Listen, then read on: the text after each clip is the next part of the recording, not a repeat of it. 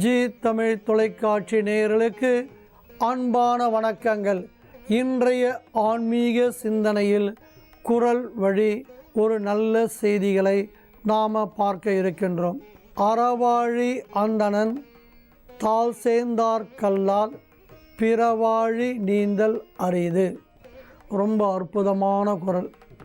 இதுக்கு வள்ளுவர் என்ன விதமான கருத்தை சொல்ல முன்வருகின்றார் என்றால், அறத்துக்கு அதிபதியாக அறக்கடலுக்கு அதிபதியாக விளங்கக்கூடிய இறைவனுடைய திருவடிகளை நினைக்காதவர்கள் இந்த ஆசை என்கின்ற பெருங்கடலை நீந்துவது கஷ்டம். ஆசை என்றதை எதுக்காக கடலுக்கூட ஒப்பிடுறாங்கன்னா, கடலில் ஒரு இடத்துலேருந்து ஒரு இடத்துக்கு வேணால் நீந்தி போயிடலாமே தவிர கடல் முழுவதையும் நீந்தி கிடக்கிறதுக்கு உலகத்தில் யாராலையுமே முடியாது. அதே போலத்தான் ஒரு மனிதனுடைய ஆசைகளும். ஒரு ஆசை நிறைவேறினா அடுத்த ஆசை தானாகவே முளைச்சிடும், அடுத்த ஆசை தானாகவே வரும். இந்த ஆசைகளை நம்மளால் கடல் அலைகள் போல என்றைக்குமே நிறுத்த முடியாது. ஒரு நல்ல டிவி வாங்கணும்னு நினைப்போம். வாங்கினோன்னு என்ன செய்வோம், அது வைக்கிறதுக்கு ஒரு ஸ்டாண்டு வேணும்னு சொல்லிட்டு ஆசைப்படுவோம். சரி, ஸ்டாண்டு வாங்கியாச்சு, டிவி வந்தாச்சு. வந்தவுடனே இதுக்கு அடிக்கடி இந்த கேபிளில் கனெக்ஷன்லாம் போயிடுது, ஒரு டிஷ்ஷு வாங்கணும்னு முடிவு பண்ணுவோம். சரி, டிஷ்ஷு வாங்கியாச்சு.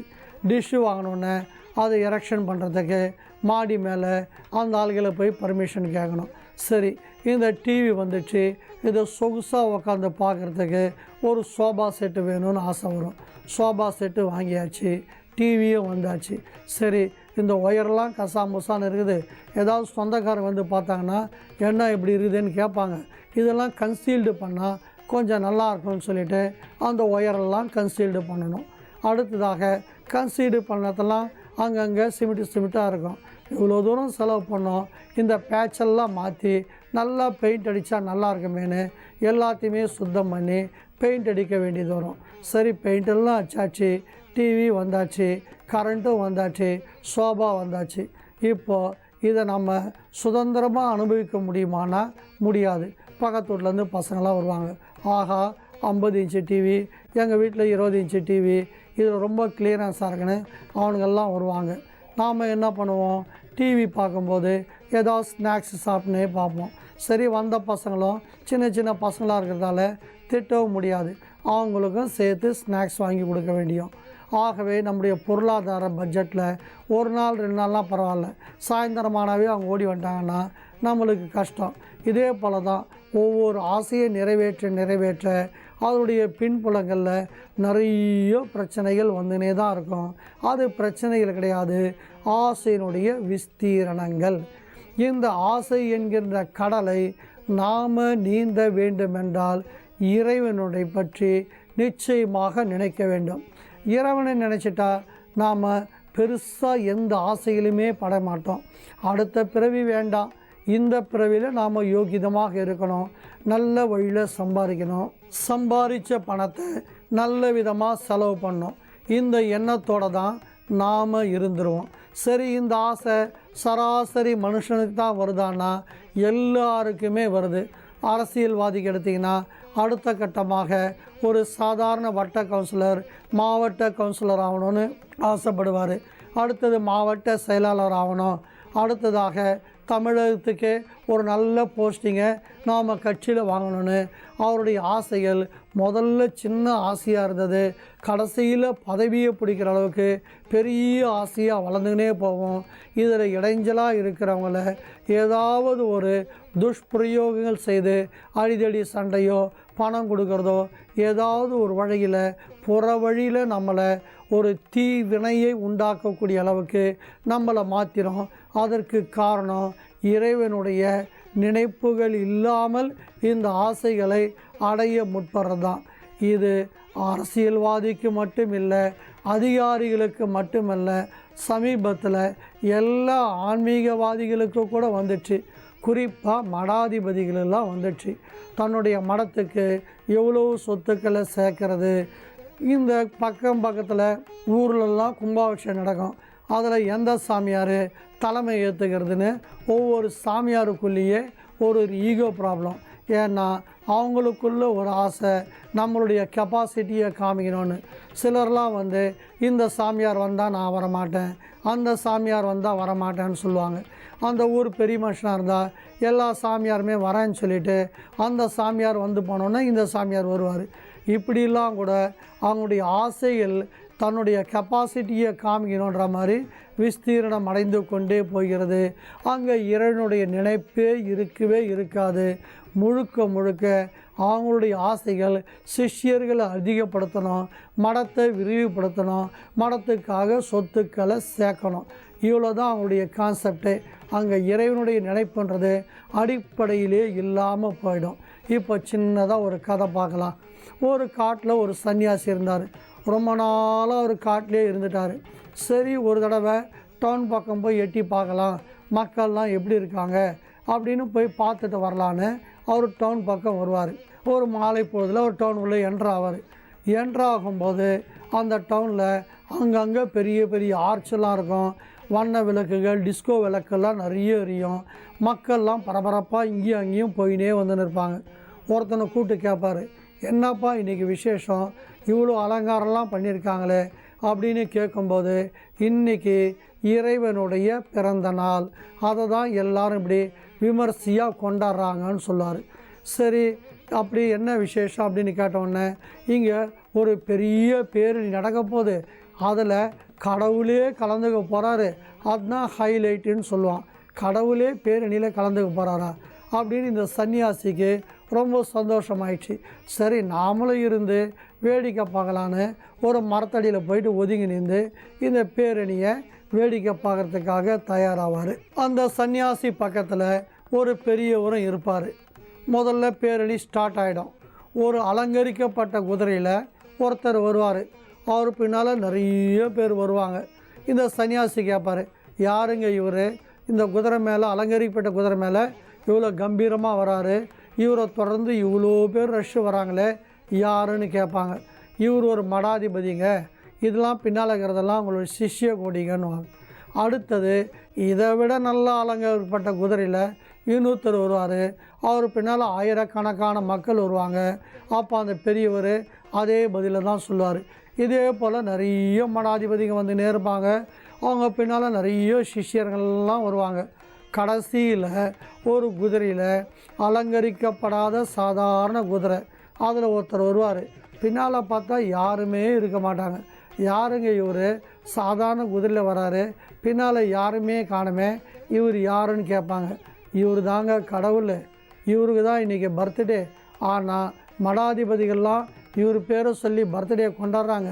பின்னால் வந்த சிஷ்ய கோட்டிகள்லாம் அந்த மடாதிபதி பற்றி பாட்டு பாடின்னு வந்தாங்க, டான்ஸ் ஆடின்னு வந்தாங்களே தவிர இறைவனுடைய நினைப்பு அவங்க கையில் சுத்தமாக கிடையாது. இவங்களுடைய பிரச்சனைகள்லாம் மடாதிபதியே தீர்த்துருவாருன்னு ஒரு மடத்தனமான நம்பிக்கையில் அவர் பின்னாலேயே போகிறாங்களே தவிர உண்மையான கடவுளுடைய பர்த்டேயில் அவரை பற்றி ஒருத்தரை கூட நினைக்கவே இல்லைன்னுவார். இப்படிப்பட்ட போலியான நபர்களும் இந்த மடாதிபதியுடைய ஆசைகளால் சிஷ்யருடைய எண்ணிக்கைகள் பெருகுதே தவிர உண்மையான பக்தி மார்க்கங்கள்லாம் பெருகிறதே கிடையாது. எதுக்கெடுத்தாலும் மடாதிபதியினுடைய பிறந்த நாள், மடாதிபதியினுடைய அவர் பீடத்துக்கு வந்த நாள்னு அவரை பற்றிய அதிகபட்ச விளம்பரங்கள் தான் வருதே தவிர அவர் எந்த மதத்துக்கு மடாதிபதி, எந்த தெய்வத்தை அவர் டெய்லி பூஜை பண்ணுறாரு, அந்த தெய்வத்தினுடைய விசேஷம் என்ன, இதை மக்கள் நினைக்க வேண்டும்னு அந்த விளம்பரங்கள்லாம் குறைஞ்சி போயிட்டு இவரை பற்றி ஃபோட்டோ தான் எங்கே பார்த்தாலும் இருக்கும்.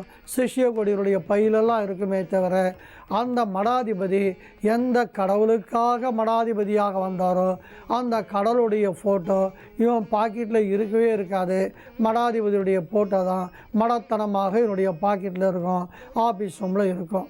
ஆனால் மடாதிபதிகள் ஆன்மீக குருக்களாக இருக்கும்போது அவர் சொல்கிற நல்ல அறிவுரைகளை கேட்டால் நம்ம வாழ்க்கையில் முன்னுக்கு வரலாம். ஆனால் அவரையே கடவுளாக மாற்றி அவருக்கு முன்னுரிமை கொடுத்துட்டு கடவுளை நினைக்காமல் விடுறது மாபெரும் தவறு. ஏன்னா அவருடைய ஆசையை பூர்த்தி பண்ணுறதுக்காக நாம் கிடையாது. இதைத்தான் வள்ளுவர் வன்மையாக கண்டிக்கின்றார். யார் ஒருத்தன் இறைவனுடைய திருவடியை நினைக்கவில்லையோ அவன் இப்பேற்பட்ட ஆசை கடல்களை நீந்தவே முடியாதுன்றார்.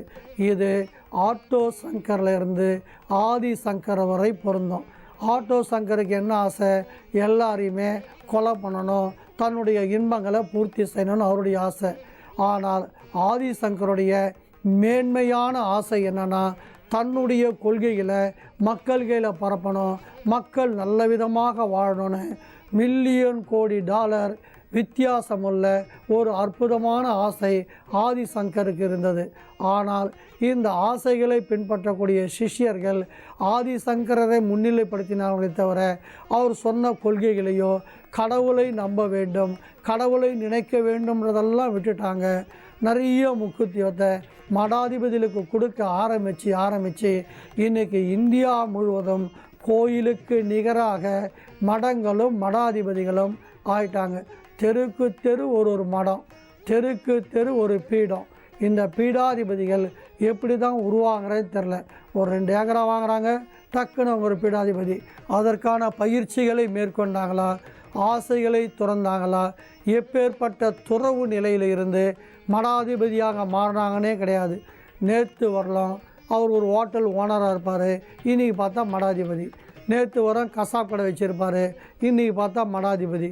இப்பேற்பட்ட ஆட்கள் எல்லாம் தங்களுடைய ஆசைகளை பூர்த்தி செல்வதற்காக தங்களுடைய செல்வத்தை முதலீடாக வைத்து மடங்களை ஆரம்பித்து அதன் மூலமாக மேலும் மேலும் செல்வங்களை சேர்க்கிறார்களே தவிர இறைவனை பற்றிய நினைப்புகள் வர வேண்டும் என்ற கொள்கைகளை பரப்புவதில் இன்றைய அளவில் கொஞ்சம் பின்தங்கி தான் நாம் இருக்கின்றோம்.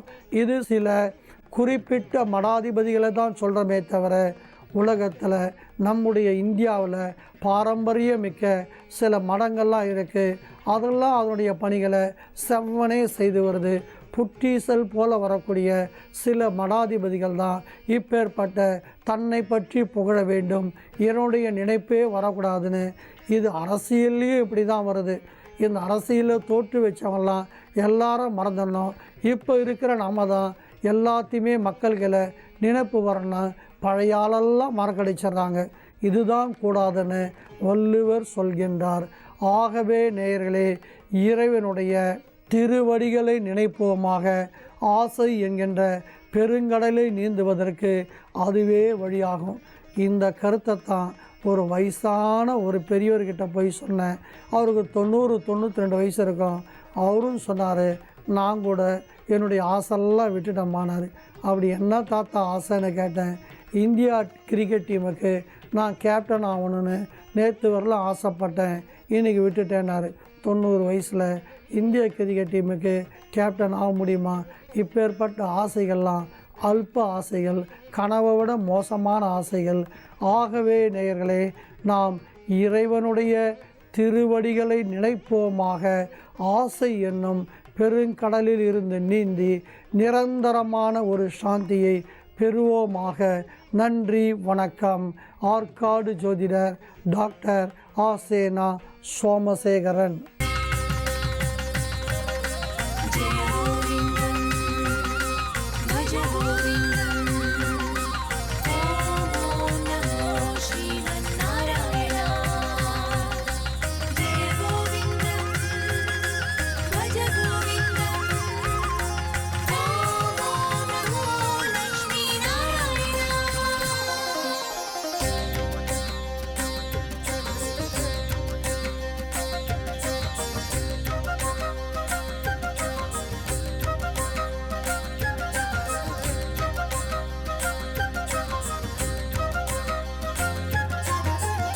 ಅಲಂಗಾರ ಶ್ರೀನಿವಾಸ அதிரூப சுந்தரேச அதிகாலை சூரிய தேவா பெருமாளே வேங்கடேச.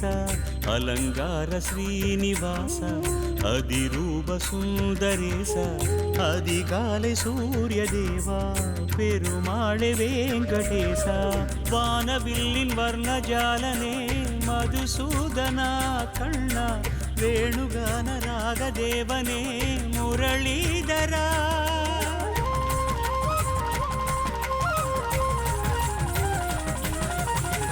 வானவில்லின் வர்ணஜாலனே మధుసూదనా కన్న వేణుగాన రాగదేవనే మురళీధరా திருப்பதி ஏழுமலையில் எழில்மிகும் வெள்ளி நிலவில் பொழிந்திடும் கீதமழையில் மலர்ந்திடும் பாரிஜாத பூவில் அலங்கார ஸ்ரீனிவாச அதிரூப சுந்தரேச அதிகாலை சூரிய தேவா பெருமாளே வெங்கடேசா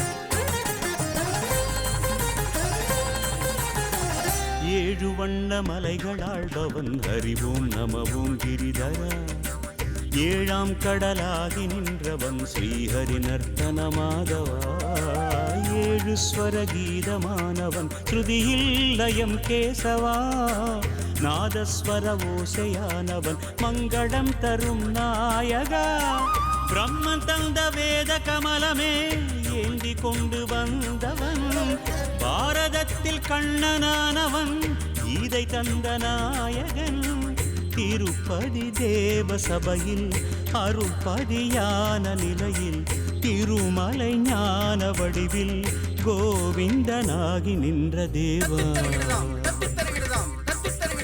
அலங்கார ஸ்ரீனிவாச அதிரூப சுந்தரேச அதிகாலை சூரிய தேவா பெருமாளே வெங்கடேசா